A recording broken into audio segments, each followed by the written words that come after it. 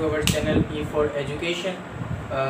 अब हम जो है बायोलॉजी का दूसरा टॉपिक है हमारे पास, वो है 2 to 5 किंगडम क्लासिफिकेशन हिस्ट्री, यानी 2 से 5 किंगडम क्लासिफिकेशन जो है कैसे आया और 2 to 5 किंगडम क्लासिफिकेशन हमें बनाने की क्या ज़रूरत पड़ी, वो सब हम रीज़न्स वगैरह और जो है 5 किंगडम क्लासिफिकेशन में कैसे कैसे ऑर्गेनिजम्स आते हैं और उनकी क्या क्या प्रॉपर्टीज़ हैं, ये सब हम करेंगे। सबसे पहले हमें पता होना चाहिए 2 किंगडम क्लासिफिकेशन किसने दिया था। तो 2 किंगडम क्लासिफिकेशन वो कैरोलस लिनियस का दिया हुआ है, जो इसकी कोई कंफर्म डेट नहीं है। कोई कहता है 1758 में दिया है और कोई कहता है 1735 में दिया है, ठीक है। और मेरे पास भी इसकी कोई कंफर्म डेट नहीं है, पर ज़्यादातर जो डेट इस्तेमाल होती है वो है 1758 में, 1758 में जो है इसकी क्लासिफिकेशन आपको 2 किंगडम क्लासिफिकेशन दी गई थी। किसने दी थी? कैरोलस लिनियस ने। और इसमें जो है आपको दिए गए थे, इनमें एक था किंगडम एनिमिलिया, दूसरा था किंगडम प्लांटी। इसने कहा कोई भी ऐसा ऑर्गेनिज्म जिसमें क्लोरोफिल और सेल्यूलोज मौजूद होगा उन्हें हम किंगडम प्लांटी में रखेंगे, और कोई भी ऐसा ऑर्गेनिज्म जिसमें क्लोरोफिल और सेल्यूलोज मौजूद नहीं होगा उन्हें हम किंगडम एनिमिलिया में रखेंगे, ठीक है। और फिर जो है ये इनकी जो ये बेसिस थी 2 किंगडम क्लासिफिकेशन की। और दूसरी इन्होंने पॉइंट कही थी भाई किंगडम एनिमिलिया में जो भी ऑर्गेनिजम्स आएंगे उनकी स्टडी को हम जूलॉजी कहेंगे, और किंगडम जो है प्लांटी में जो भी ऑर्गेनिजम्स आएंगे उनकी स्टडी को हम बॉटनी कहेंगे, ठीक है। तो ये थी हमारे पास 2 किंगडम क्लासिफिकेशन जो कैरोलस लिनियस ने इन 1758 में दी थी। और इसकी जो 2 बुनियाद थी, इसने कहा अगर किसी भी ऑर्गेनिज्म में सेल्यूलोज मीन्स सेल वाल अगर मौजूद है तो उन्हें हम प्लांटी में रखेंगे। अगर सेल्यूलोज मीन्स सेल वाल और क्लोरोफिल एब्सेंट है तो उन्हें हम किंगडम एनिमिलिया में रखेंगे। उसके बाद फिर सवाल ये उठता है कि भाई इसकी 2 किंगडम क्लासिफिकेशन आखिर गलत क्यों साबित हुई। तो उसके काफ़ी रीजंस थे।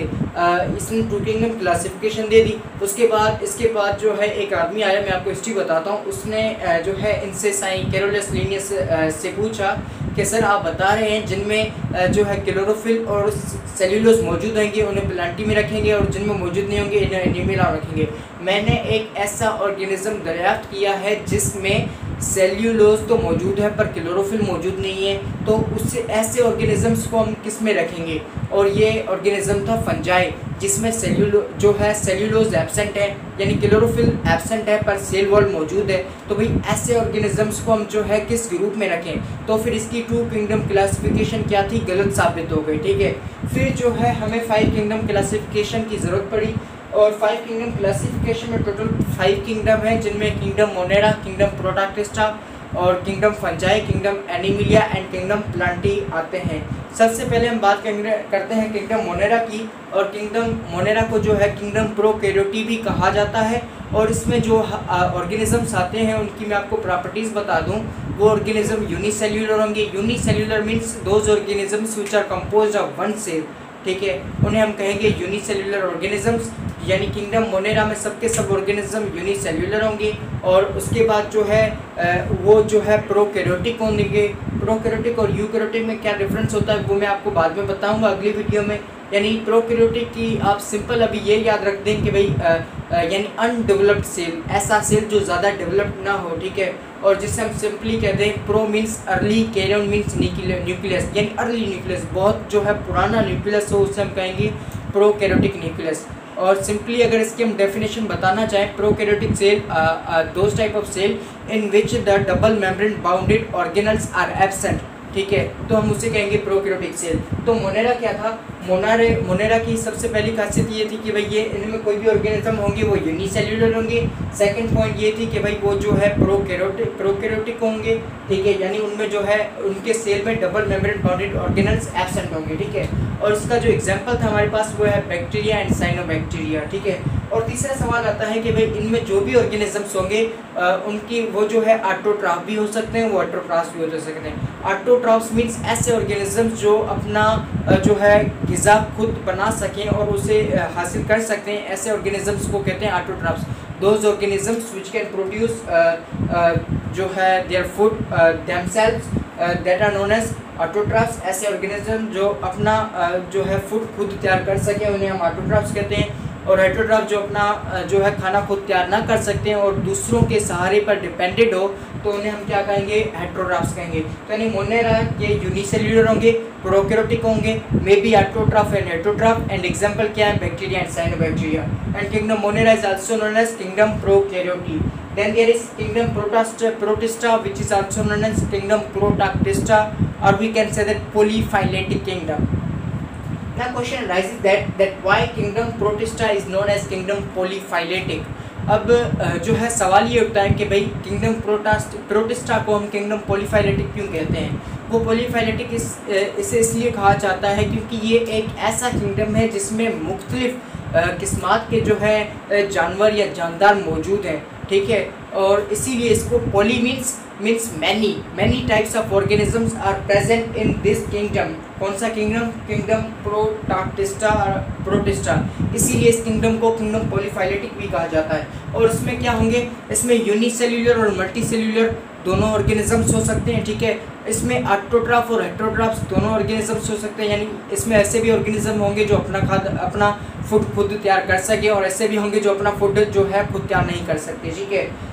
और इसमें यूनिसेल्युलर मल्टीसेल्युलर बहुत होंगे, ठीक है। मे बी यूनि और मल्टीसेल्युलर, मे बी ऑटो और हेटरोट्रॉफ्स, ठीक है। और सबके सब क्या होंगे, यूकैरियोटिक होंगे। Eu means true, karyon means nucleus, यानी ऐसे ऑर्गेनिजम्स होंगे जिसका न्यूक्लियस डेवलप्ड होगा और रियल न्यूक्लियस होगा, ठीक है। उसे हम कहते हैं यूकैरियोटिक। और यूकैरियोटिक की एक और डेफिनेशन होती है, those cells in which the double membrane bounded organelles are present, that cell is known as eukaryotic cell, ठीक है। तो ये थी हमारे पास प्रोटिस्टा में क्या था, मे बी यूनिसेल्युलर और multicellular, all organisms are eukaryotic and may be autotrophs और हेटरोट्रॉफ्स, ठीक है। और उसके बाद इसके एग्जांपल हमारे पास जो है वो है यूग्लिना है, पैरामेशियम है, क्लेमाइडोमोनास है, प्लाज्मोडियम है, ठीक है। और जो है ये सब हमारे पास इसके जो है प्रोटिस्टा के एग्जांपल है। उसके बाद हमारे पास आता है किंगडम फंजाई। अगर हम किंगडम फंजाई की बात करें तो किंगडम फंजाई में जो है सब के सब ऑर्गेनिज्म मल्टी सेल्यूलर है, सिर्फ एक जो है जिन्हें हम कहते हैं यीस्ट, वो यीस्ट भी है फंजाई पर वो यूनिसेल्युलर होता है, बाकी सब के सब फंजाई क्या है, मल्टी सेल्यूलर है। ये फर्स्ट प्रॉपर्टीज, ठीक है। फंजाई की बॉडी को माइसेलियम कहा जाता है, ठीक है, और वो माइसेलियम बनी होती है हाइफी की, ये सेकंड पॉइंट थी। और उसके बाद जो है इसमें सब के सब हेटरोट्रॉफ होंगे, और हेटरोट्रॉफ कैसे होंगे, एब्जॉर्प्टिव हेटरोट्रॉफ। अब सवाल ये होता है भाई हेटरोट्रॉफ्स के दो किस्म होते हैं, ठीक है। एक होता है इंजेस्टिव हेटरोट्रॉफ्स, एक होता है absorptive heterotroph. Ingestive heterotrophs means ऐसे ऑर्गेनिज्म जो पहले खाने को यानी फूड को अपने जिस्म में दाखिल करें और दाखिल करने के बाद उसके ऊपर मेटाबॉलिक जो है रिएक्शन करवाएं, यानी अपने जिस्म में दाखिल करने के बाद उसको हजम करें या उसको डाइजेस्ट करें। ऐसे ऑर्गेनिजम्स को कहते हैं इंजेस्टिव, ठीक है, हेटरोट्रॉफ्स। एंड एब्जॉर्प्टिव हेटरोट्रॉफ्स ऐसे ऑर्गेनिज्म जो पहले अपने खुद फूड को जो है डाइजेस्ट करें और डाइजेस्ट करने के बाद उसे एब्जॉर्ब करें, उसे कहते हैं एब्जॉर्प्टिव हेटरोट्रॉफ्स। मीन्स ये ऐसे होगा कि सबसे पहले ये क्या करेंगे, ये एक फंजाई है फॉर सपोज, ये क्या करेगा, एंजाइम्स रिलीज करेगा, और एंजाइम्स क्या करेंगे, वहाँ पे जो भी फूड होगा उस फूड को जो है डाइजेस्ट करेंगे छोटे छोटे पार्ट्स में। वो फूड छोटे छोटे पार्ट्स में डिवाइड हो जाएगा, यानी जब डाइजेस्ट हो जाएगा तो डाइजेस्ट हो जाने के बाद जब वो फूड ऐसा इतना छोटा आ जाएगा कि भाई वो फंजाई की मेम्ब्रेन से पास हो सके, फिर ये फंजाई क्या करेगा, इस जो फूड को है वो एब्जॉर्ब करेगा, इसे कहते हैं एब्जॉर्प्टिव हेटरोट्रॉफ, ठीक है। तो फंजाई क्या होते हैं, एब्जॉर्प्टिव हेटरोट्रॉफ होते हैं। और एक और पॉइंट थी कि भाई इनकी जो सेल वॉल है वो कितनी की बनी हुई होती है, उनकी सेल वॉल बनी हुई होती है काइटिन की। अब सवाल ये होता है काइटिन क्या है, तो काइटिन को हम सिंपली बता दें नाइट्रोजन कंटेनिंग कार्बोहाइड्रेट, मीन्स ऐसी कार्बोहाइड्रेट जिसमें नाइट्रोजन मौजूद हो उसे क्या कहते हैं, काइटिन कहते हैं। और फंजाई की जो सेल वॉल है वो किसकी बनी होती है, काइटिन की। सो इसकी सेल वॉल को कहा जाता है काइटिन या cell wall, because that cell wall is composed of chitin. और एक और पॉइंट होती है कि भाई फंजाई की जो सेल वॉल है ये बहुत मजबूत होती है as compare to plant cell wall, ठीक है। उसके बाद एक और पॉइंट ये है कि भाई इनका जो यानी इनके जो भी स्पोर्स होंगे या गैमेट्स होंगे वो नॉन मोटाइल होंगे, नॉन मोटाइल स्पोर्स और गैमेट्स, ये भी पॉइंट हमारे बुक में लिखी हुई है, ठीक है। और इनके जो एग्जांपल्स हैं वो हमारे पास मशरूम है जो खुम्बी हमें जो मिलती है, ठीक है, और यीस्ट है, ये भी इनके जो है बहुत एग्जांपल है इनका, ठीक है। ये था फंजाई, काफ़ी पॉइंट्स दिए आपके पास। फंजाई में मैंने आपको बताया मल्टी सेल्यूलर सबके सब हैं, एक सिर्फ यूनिसेल्युलर है जिसका कौन सा एग्जांपल है, यीस्ट, ठीक है, सबके सब एब्जॉर्प्टिव हेटेरोट्रॉफ्स हैं, ठीक है। उसके बाद जो है इनका जो यानी स्पोर्स होंगे या गैमेट्स होंगे वो नॉन मोटाइल होंगे। इनकी सेल वॉल जो कंपोज होती है वो काइटिन की कंपोज होती है, ठीक है। और उसके बाद इनकी बॉडी को माइसेलियम कहा जाता है जो हाइफी की बनी हुई होती है। इसके एग्जाम्पल था यीस्ट और मशरूम। उसके बाद हम आते हैं किंगडम प्लांटी पे। किंगडम प्लांटी की अगर हम बात करें तो किंगडम प्लांटी में सब के सब ऐसे ऑर्गेनिजम्स आते हैं जो अपना खाना खुद तैयार कर सकते हैं। तो हम इन्हें कह सकते हैं कि भाई ये ऑटोट्रॉफ्स हैं सब के सब। और किंगडम प्लांटी में सब के सब मल्टी सेल्यूलर होंगे। मल्टी सेल्यूलर मीन्स ऐसे ऑर्गेनिजम्स जो दो या दो से ज़्यादा सेल्स के बने हुए हों, उन्हें हम क्या कहेंगे, मल्टी सेल्यूलर, ठीक है।